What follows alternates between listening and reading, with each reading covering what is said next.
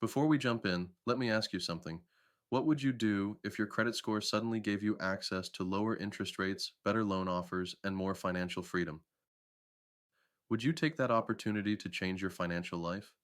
Because the truth is, your credit can either hold you back or help you move forward, and it all depends on how you manage it. Hi everyone, welcome back to Aaron's Money Manual. If you're new here, I make videos to help everyday people take control of their finances one step at a time. So far, we've talked about the foundation of financial stability in Budgeting 101 and how to get out of debt in Debt Management 101. Today, we're moving into the next major step, understanding and building credit. Now, I want to be honest with you right from the start. 5 years ago, my credit score was sitting in the mid 500s. I had missed payments, maxed out cards, and a general lack of understanding about how credit worked. But I made a commitment to learn and stay consistent. As of today, my credit score is 768. It didn't happen overnight, but through discipline and patience, I completely turned things around, and you can too. In this video, we'll go over what credit really is, how it works, why it matters, and practical ways to build and maintain good credit, even if you're starting from scratch or rebuilding after some bumps in the road. Let's get started. What is credit? Credit is simply the ability to borrow money with the promise to pay it back later. It's the system lenders use to determine how trustworthy you are when it comes to borrowing and repaying money. You can think of credit as a reflection of your financial reliability. When you use credit responsibly, it can open doors. You can buy a car, rent an apartment, or qualify for loans at lower interest rates. But when it's misused, it can make life harder and more expensive. Poor credit can lead to higher rates, difficulty getting approved for housing, or even being denied certain job opportunities. There are two main types of credit: revolving credit and installment credit. Revolving credit includes things like credit cards or lines of credit. These accounts let you borrow up to a limit, pay down the balance, and borrow again. Installment credit, on the other hand, includes loans that are paid back in fixed amounts over time, such as car loans, student loans, or mortgages. Both affect your credit score, but in different ways. Your credit score is a three-digit number, usually between 300 and 850, that represents your overall credit health. Lenders use this number to assess how risky or reliable you are when it comes to paying them back. The most common scoring model is called the FICO score, though some lenders use another version called the Vantage score. Your score is made up of five main components. The first and most important is your payment history, which makes up 35% of your total score. This measures whether you've paid your bills on time. Even one late payment can hurt your score, so it's crucial to pay everything by its due date. Next is credit utilization, which counts for 30%. This is how much of your available credit you're currently using. To maintain a good score, you generally want to keep this below 30%, or even better, under 10% if you can. For example, if you have a credit card with a $1,000 limit, try to keep your balance under $300. The length of your credit history makes up 15% of your score. The longer your accounts have been open and active, the better, because lenders like to see a long track record of responsible borrowing. Then there's new credit, which makes up 10%. Opening too many accounts in a short period can lower your score slightly since it may look like you're taking on too much debt at once. Finally, credit mix makes up the last 10%. This means having a variety of credit types, for example, a credit card, a car loan, and a student loan, to show you can manage different forms of credit responsibly. When you understand how each of these parts works, you can focus your efforts on what truly matters: paying on time, keeping balances low, and maintaining your accounts responsibly. Why credit matters. Your credit score affects much more than whether you get approved for a loan. It influences the interest rates you're offered, the amount of money you're able to borrow, and even your ability to rent an apartment or get a cell phone plan without a deposit. A good credit score can literally save you thousands of dollars over time. Let's say two people buy the same car. One has excellent credit and gets a loan with a 5% interest rate, while the other has poor credit and gets a rate of 15%. Over several years, the person with poor credit will pay thousands more for the exact same vehicle. That's why credit is not just about convenience, it's about long term financial freedom. Your credit can also affect things like insurance premiums and job applications.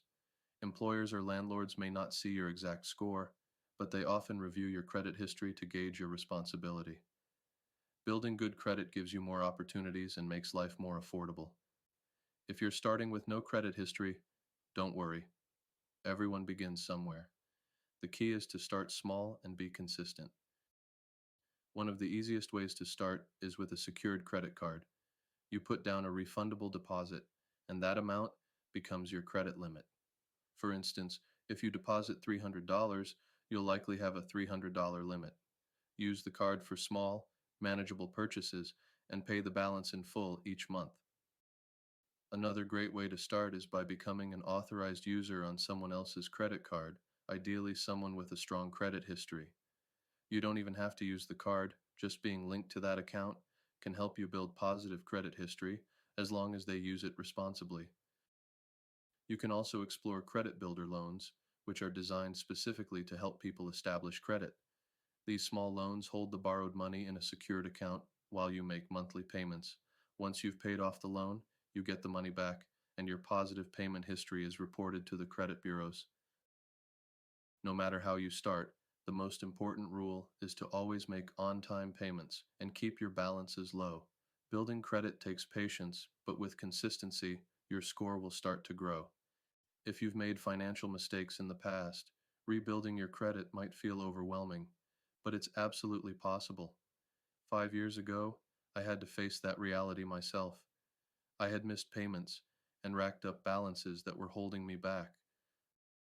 The first step I took was getting a general sense of where I stood by creating an account on Credit Karma.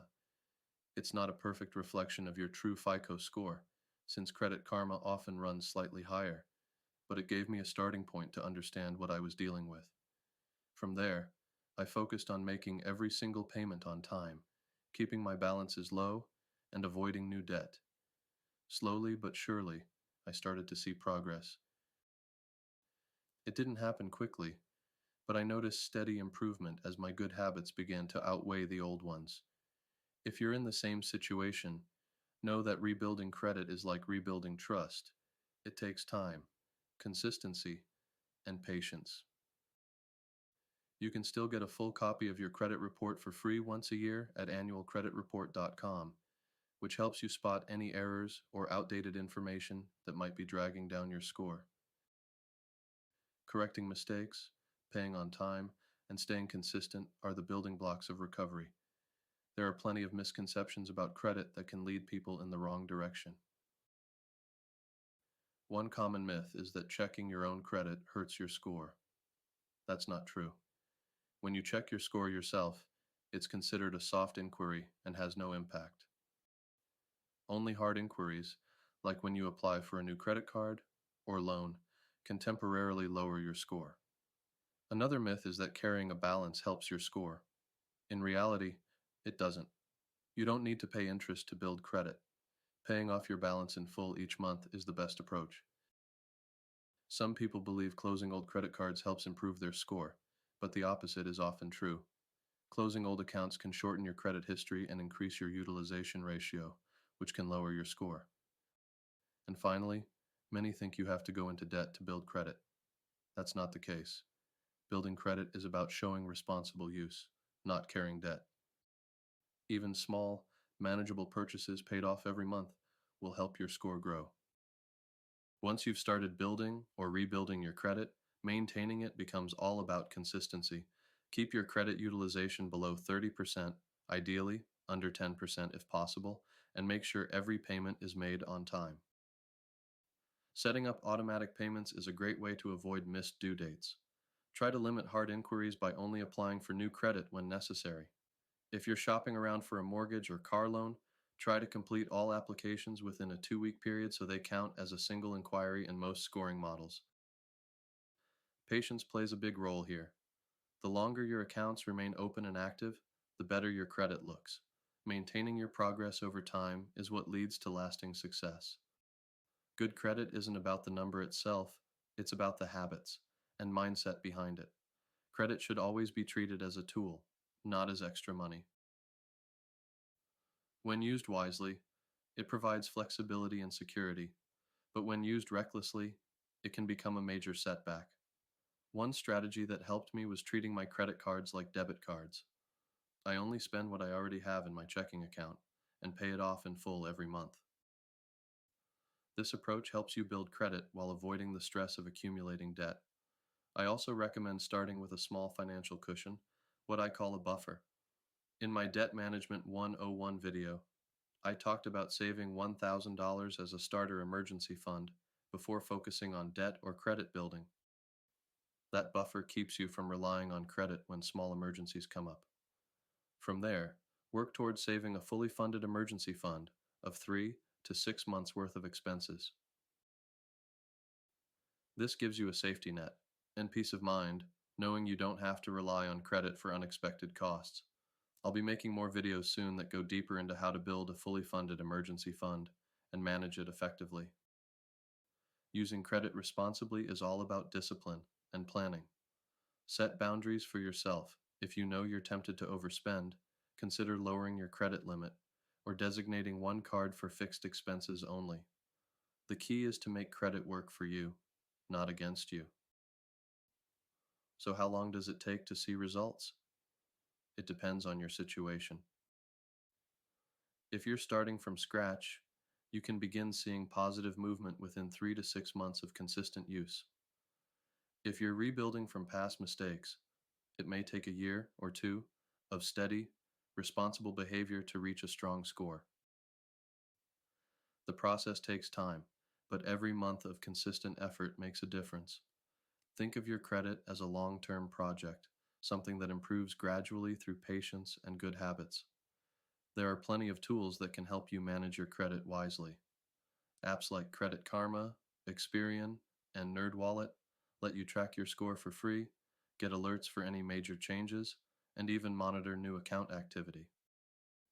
If you're working on improving your credit, consider tools like secured cards or credit builder accounts from companies like Self or Chime Credit Builder.